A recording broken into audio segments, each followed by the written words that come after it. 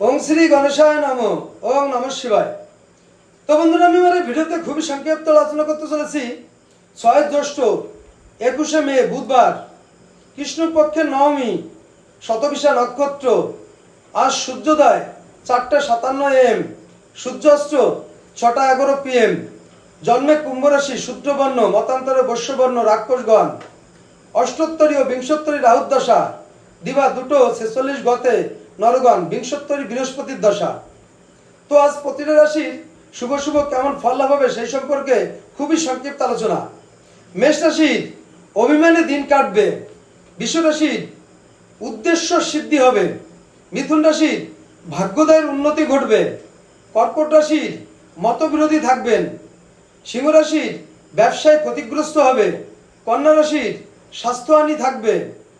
তুলা রাশির কাজের বৃদ্ধি এবং কাজের চাপ বৃদ্ধি পাবে। বৃশ্চিক রাশির ভাগ্যোদয়ের উন্নতি হবে। ধনু রাশির ভয়ে ভয়ে দিন কাটবে। মকর রাশির অতিরিক্ত ব্যয় হবে। কুম্ভ রাশির অস্থিভঙ্গ ঘটতে পারে। মীন রাশির চিন্তাযুক্ত থাকবেন সারাদিন। তো বন্ধুরা, এই ছিল আমার এই ভিডিওর মূল সংক্ষিপ্ত আলোচনা। নমস্কার।